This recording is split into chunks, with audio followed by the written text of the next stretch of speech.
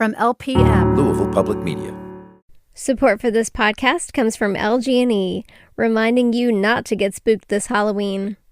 If you smell rotten eggs, hear a hissing sound, or see dead plants outside near other healthy ones, it could be a gas leak. If you notice any of these signs, leave the area immediately. Then call 911 and LG&E at 502-589-1444. Find more gas safety tips at lge-ku.com/gas safety. Are you ready to get spicy? These Doritos Golden Sriracha aren't that spicy. Maybe it's time to turn up the heat. Or turn it down.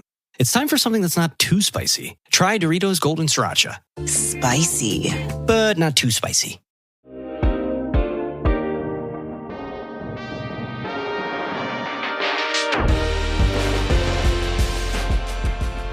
Welcome to On Track. I'm Ayisha Jaffer. October is Women's Small Business Month, a time to recognize the growing number of women entrepreneurs shaping local economies and communities. Here in Louisville, Amanda Dare has built a platform that celebrates women-led shops year-round.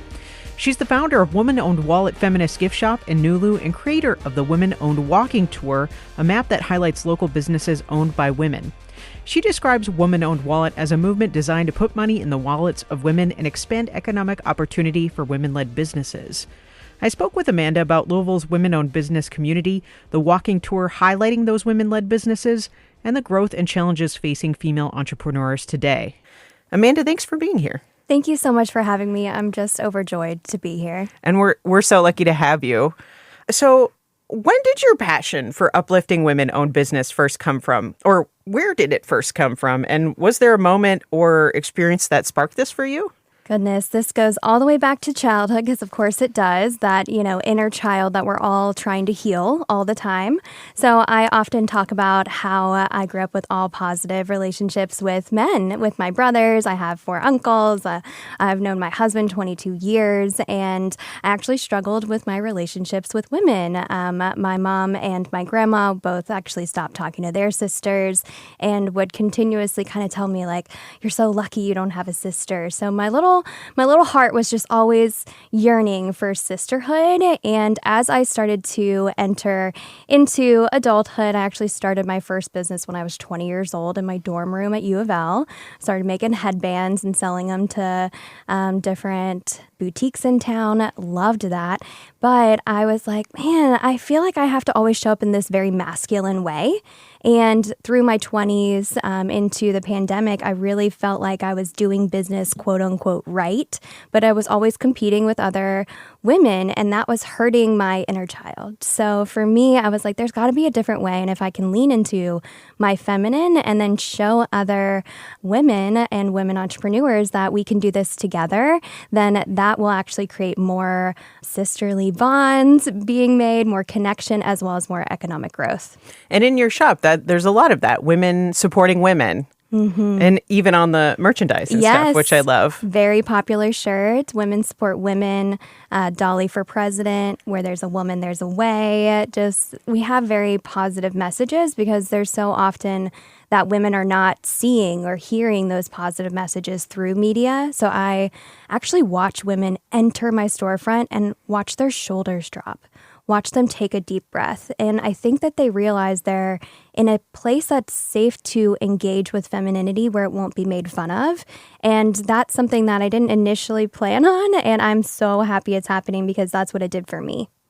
So, can you share a bit about the career path that led up to this point? Of course, in the dorm room, but other things that you might have done? Yeah, so I have always been a creative leader. In high school, I was president of 15 clubs. I don't even remember them all now. I always had 3 or more jobs. I consider myself an artist in all mediums. And so I write, I sing, I paint, I sew.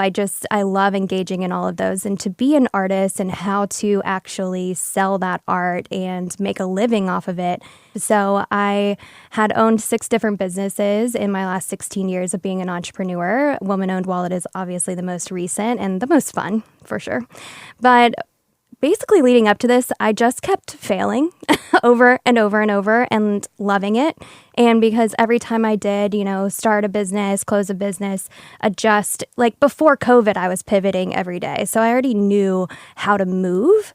But again, with like connecting that with that more feminine, soft side of myself and, the resilient part of myself, I had just been building that through my entire 20s by owning businesses.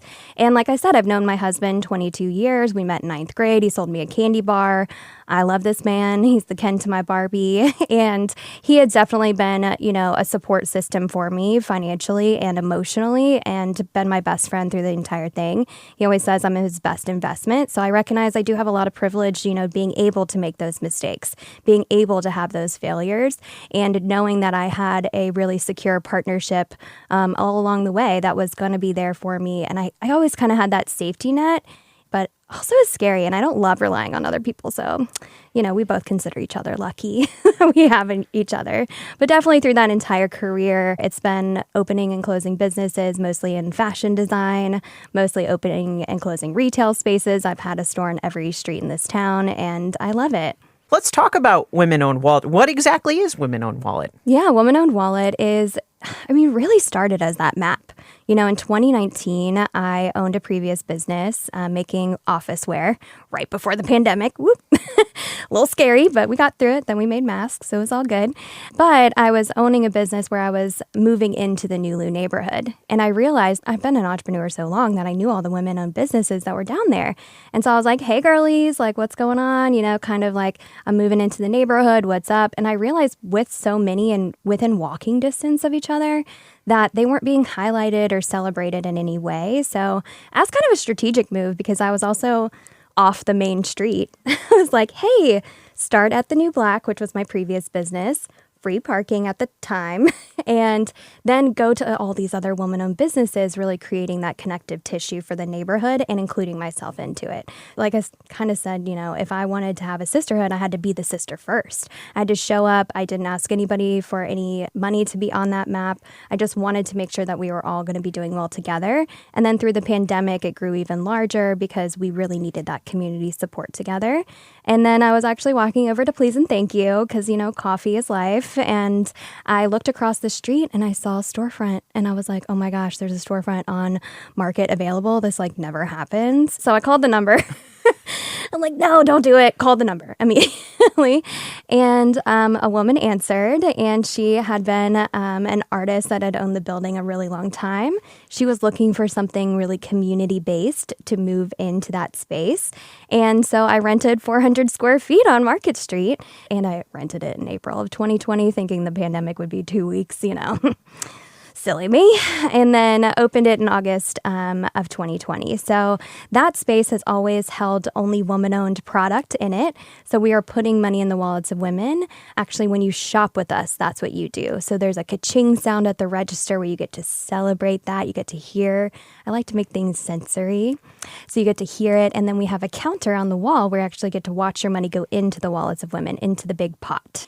I feel like it helped them to connect back with not only the product that they were excited to take that product home, but the story behind it, the energy around it. And since I knew that women put 90% of our incomes back into our local community, I knew how to explain it in a way that wasn't divisive, but was really unifying. And everyone enjoys that when they're in the shop. So that's where the map and the shop are really where it all started. You see that active investment while you enter the store and while you're part of it. So everybody who goes in there, it sounds like, is a part of the story. Yes, they feel heavily invested into not only women, but into the entire community. So a lot of times I'll say, for me, I was searching for sisterhood, but what I find in our communities, especially after COVID, especially with, online media, just we're all on our phones all the time, is that connecting with one another has become an issue.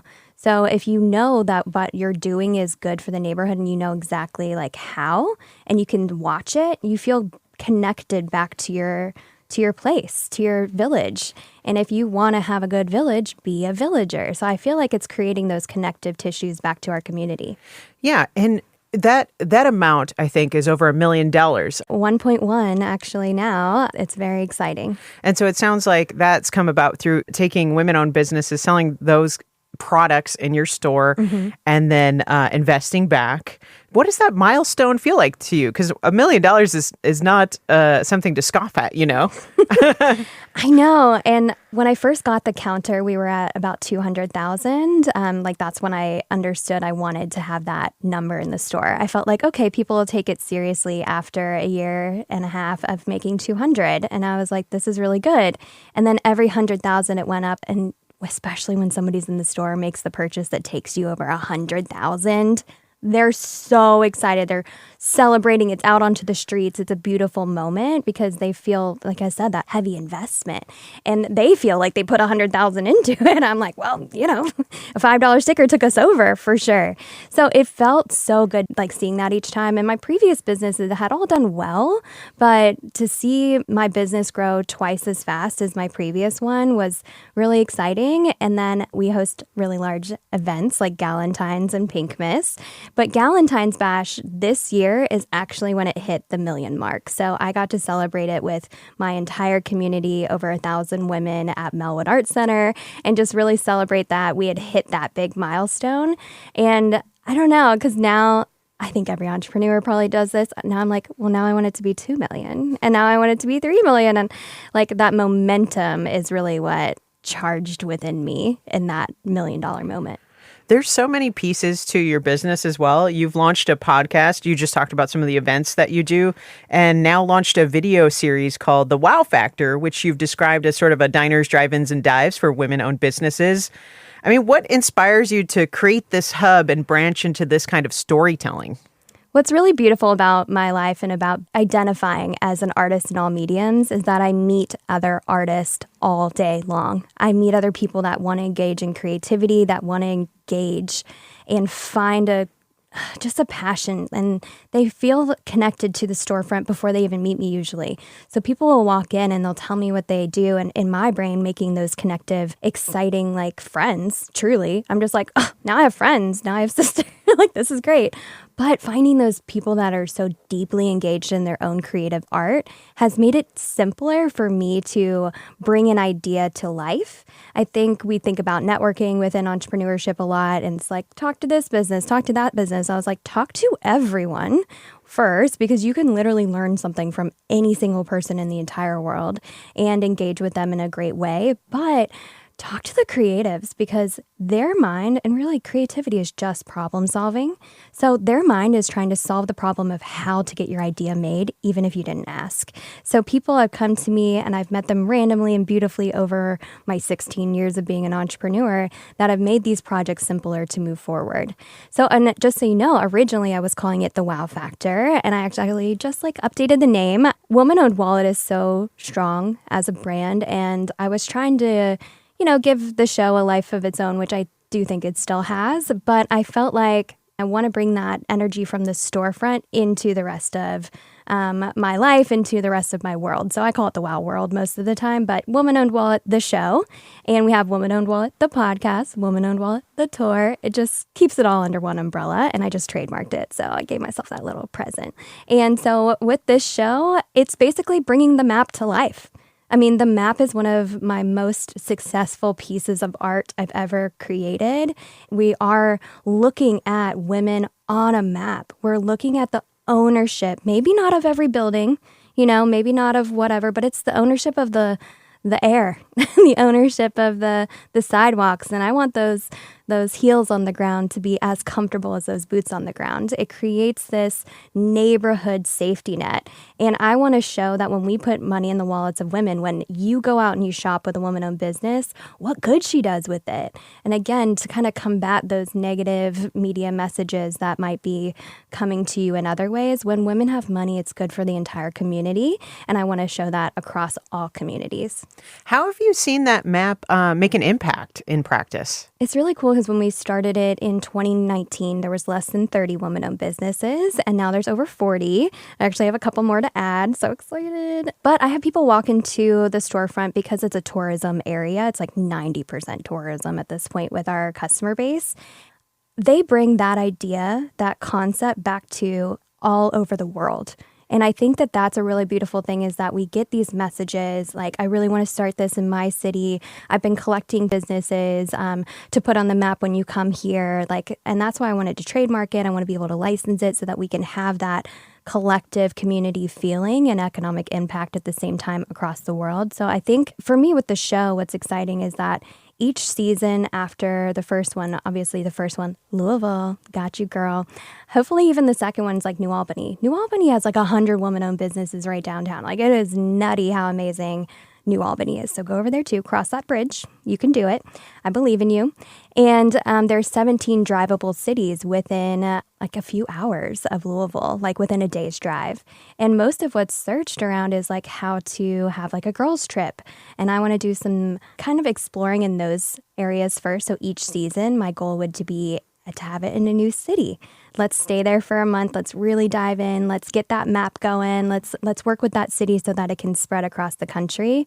And I would say especially the Midwest. Like, there's really cool stuff on the coasts for women, entrepreneurship, for venture capital, all of those things. And I feel like there's a lot missing in the Midwest and in the middle of our country. And I want to be here and show that we're just as fancy. Well, maybe not fancy, but we're just as fun. And the money does just as good in all these, actually maybe even more in these smaller communities than it does on the coast. As a Midwesterner, I really love to hear that. Yay. I know. And to think about, you could go to 17 places and drive there and know that you're putting money in the wallet of a woman from Louisville. Like, we're such like a little Goldilocks city. Like, we're just north enough, just south enough, just east and just west. Like, I'm like, this is the perfect place to have as a hub for a woman-owned wallet. So you're personally guiding that map in this series, but do you ever personally guide the tour? I've done it a couple times. Before the pandemic, my whole plan was to just do tours. At U of L, I was one of the tour guides. I was in the theater program as well. I love a stage. Let's go. So I feel like that was like one of my main goals, was to kind of show everyone and walk them into it. And on the show, we actually did a mock tour so people could see it. And I just invited all my friends. And I was like, y'all are cool. Let's hang out. And they spent so much money. I was like, y'all, I thought we were just like hanging, getting this on camera. And the amount of money they spent, and they were like, when's the next one? I want to go check out the ones we didn't get to go into. It has revived that energy for me. But to your point, since I do a lot of things, it is a little bit difficult to consistently do tours. But I'm thinking maybe quarterly, or maybe on like, Women's Equality Day, we do one, or on Woman-Owned Wednesday, we do one. Like, I want to maybe pick a really good few days a year and celebrate by going on the tour. Yeah, and you even have a mascot too, right? Yes, Penny the Piggy Bank is my favorite. She's our mascot, and I have some big plans for Penny. I think Penny is going to be like a whole thing, to be honest. I've never felt more right than when I'm in an inflatable piggy bank outfit walking around my events, or like NuLu Fest or Bach Fest, which are the festivals in my neighborhood. And I'm walking around. I've got my ka-ching button from the store. I have multiples that I've bedazzled, and they're all pink and adorable. And I walk up to the kiddos, and they get so excited at first. And then they're like, whoa, this thing's really tall. And they have to like back up. And I'm like, hit my ka-ching button. Like, every penny counts when you put it in the wallets of women. So I'm trying to help kiddos understand. And that's really cool, because some of them have brought in their tooth fairy money and made their first purchase at WOW. Aw. I know. That can make me cry right now. Like, it's just the cutest thing. So I have like a mini shopping cart now. And I just realized how much the kids are curious about money. And without that education or understanding around it, they might engage with it in a negative way, if they don't have tools. And for me, I mean, I talk about money openly, especially on the podcast. I'm in a lot of debt to make all this happen. And I can happily hold it because I recognize the scale of the business and the opportunities. But it's something where I made a lot of financial mistakes. So if we can start, as young as possible and keep it as fun as possible, it's going to be a really exciting thing to help them understand through their entire life. So she's coming out with a little kids book, Penny Saves the Day, with her twin piggy bank little sisters, Minnie and Maxie. Minnie hates to spend money. Maxie loves to spend money. And Penny helps them save for their first purchase, where they get to draw it into the book. They get to fill up their piggy bank and color it in, and then they get to go make their first purchase. So it basically helps them learn how to budget and how to have patience with a purchase and not just buy everything just because they see it the first time, but have intentional, conscious consumerism, truthfully. And I'm excited for that to come out actually at our event, Pink Miss, this year on the 23rd of November. And where is Pink Miss? Pink Miss is at Melwood Arts Center, and Galentine's is as well. We used to have them at other locations, but we needed the biggest rooms in Louisville, and that's where I found them. I want to talk about what's happening nationally. Nationally, women-owned businesses are on the rise, but according to a recent Federal Reserve survey, many still face real barriers, especially when it comes to access to capital. The survey found that women-owned businesses are disproportionately more likely than those owned by men to be denied financing when they apply. What do you think could help close that gap? I love that question because it's something that I talk to people about every single day, men and women. Funding your business, but funding a dream especially, you can get very close to it. You get very in depth with it, and it becomes more personal than it really needs to be with funding.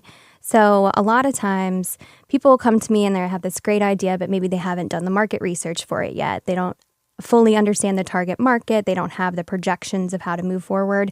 I think a lot of times we get so deep into the passion of the project, and this is my problem, so it must be a lot of people's problems. And maybe this problem is a lot of people's problems, but how are they going to know about it? How are they going to know to purchase from you? I think there's a lot of that educational piece around really the confidence of asking for it, because we don't have all of the idea kind of fully formed a lot of times. That's men and women, I would say, because I speak to people about funding businesses all the time. However, I do also think that there's a bigger and, to your point, more disproportionate issue for women in that we're really just being left out of the conversation. So not only is the confidence around it waning sometimes, it's also because we're not a part of it. So, I mean, any board that I had joined or anything that I had done, I've always tried to be the woman in the room that is willing to be laughed at. You know, as I come in and I'm wearing a Dolly Parton sweatshirt and I'm asking about something for the city, and yeah, I get laughed at by, usually older gentlemen. And I'm just like, oh, it wasn't, a joke, but I'm glad you think I'm really funny, because I am. And so, but do you know the answer to my question? And just kind of keep it moving. I'm not trying to be disrespectful, but I do walk into rooms and automatically have kind of a disrespect tilted towards me a lot of times. And so I think by having more women in the room, more women willing to step up into those spaces, and more opportunity to be seen as the confident people that we are, because we've been a part of the conversation since we were kids. And that's part of the reason why Penny is so important to me. It's got to start earlier. It can't start when you turn 30 years old and you're already in debt from buying a house or going to college or starting a business, any of them. It has to start earlier. And I think when we kind of skew towards the negative messages that women aren't capable, women aren't good leaders, women are too emotional, that is really dangerous and detrimental. And another thing that I will say really irks me is that men especially have called my business my baby. There's a lot of commentary around women birthing their businesses, and that's never said to a man. And that also makes the notion of, I am so deep in this, I'm so passionate about it, I can't leave it, I have to watch it grow, I have to sacrifice myself for this business, detrimental to women. And that's something that I find we have to stop the narrative around, because if we're not able to create that full package of the business where we've been left out of the conversation, and then if we are told over and over that it is a part of us, then our self-worth is attached to it in a detrimental way to women that only hurts our confidence over time, then we can't make it fully through those barriers to get to the place where funding is not an emotional process. It literally is all numbers, and it's like, can we make this work and how will it work? So building that confidence, being a part of that conversation, and then not perpetuating negative conversation around women and money, that's just as important. as encouraging good conversation, just not perpetuating the negative. I have like my nails out. I'm like my claws into the business. I'm like, no, I've closed 5 of them. It's okay. They were not my babies. They were beautiful puzzles that I got to engage with every day. They challenged me. They excited me. A little Rubik's Cube in my hand every day was beautiful. But if I hadn't had all of that time and all of that safety net under me to make all those mistakes, I wouldn't be here today. So I think making sure we can really ride the full wave with women is going to be the way to change it. So for a woman who's hoping to grow or launch her own business, what local resources or networks would you point her to for support? Oh, goodness. I love a networking situation. I engage with probably all of the ones I can ever find. I would say, go to WOW Network first, I would say. WOW Network is 3,500 women leaders here in Louisville. So that's obviously very local. The National Association of Women Business Owners, NAWBO, national. There's also, in every state, there is a Women's Business Center. So Women's Business Center of Kentucky is run by Devaney. She's the executive director, obsessed with her. And I would also get to know the leaders. Get to know the leaders of these because they know the resources and they're so ready to connect you. I would also say don't leave out the libraries. There's so many things that I've paid for in the past, even just to buy a book to learn something that I could have gotten from the library. That would have been a great place to start. And there's also Greater Louisville Inc. Beautiful. There's Leadership Louisville. There's a lot of places to learn. The SBA, I've just finished an Emerging Leaders program with them. There's a lot of them that either have scholarships or that are free programs to get you started, get you going. I definitely would encourage you to look into every free resource and then take meetings with as many people within those networks as you can, because you're really there to just consume all of that energy and that excitement around it, but then listen to their questions. Are there repetitive ones? How can we utilize this into the business and use that creative mind, that problem-solving mind, to combine all of the knowledge you get about your business, about yourself, about how to move forward, and then sift through it all and decide what works for you. Decide, I want to make money this way. This is what feels best for me. So I am going to take what they said from that group and what they said from this group and then put it all together. But I think that that's the way to do it is don't take anyone's one word as the thing you have to do. Take all of that information, but then package it into your own little present and gift it to yourself. Oh, I like that. I like that idea of gifting it to yourself. Thank you. I've never said that before, and I really like the image. Yeah. Let's make a t-shirt. No, yes, gift it. I do own a gift shops. I should. I'll get it together for y'all. So for someone listening who wants to support women-owned businesses but isn't sure where to start, what's one small, meaningful way they can get involved this month? Oh, I love that. I mean, obviously, if you're near Louisville, I hope that you come and you take the tour. The Louisville Visitor Centers have the Woman-Owned Wallet Tour as well. So if you need to pick it up off hours, I have a little area outside my shop with extra maps in it. So if I'm not open, you could still take one. Also, NuLu is going through a ton of construction. So the businesses have been unfairly hit. Our revenues have been down. I would always appreciate if you come into our neighborhood for all of my sisters in business, but then also for my own business to keep being able to do what we do.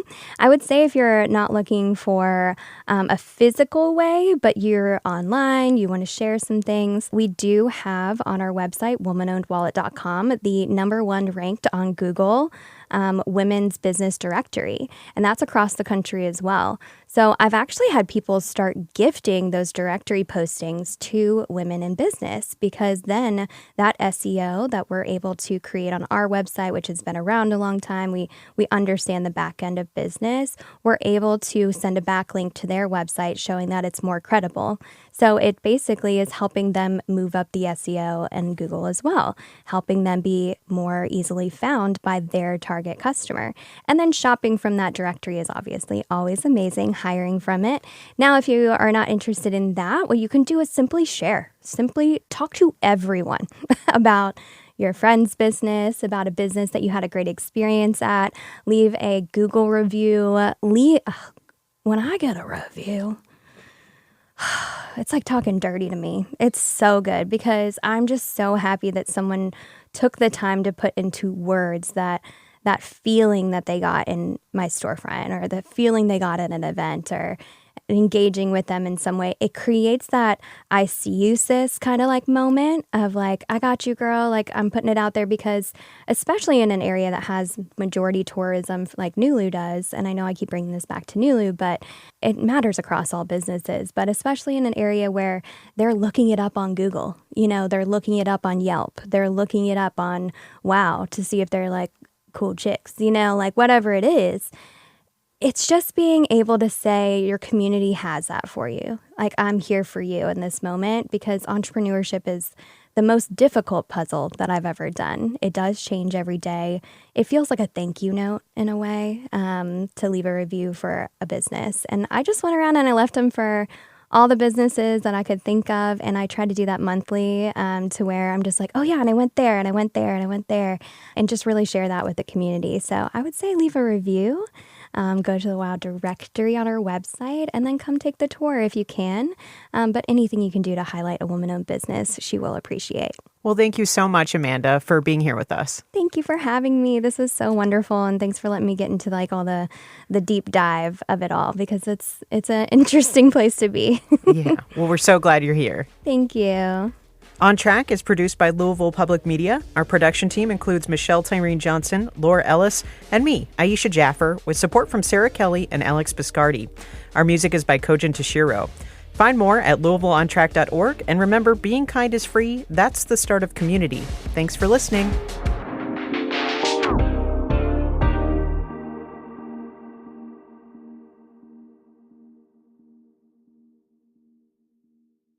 Support comes from Vision Zero.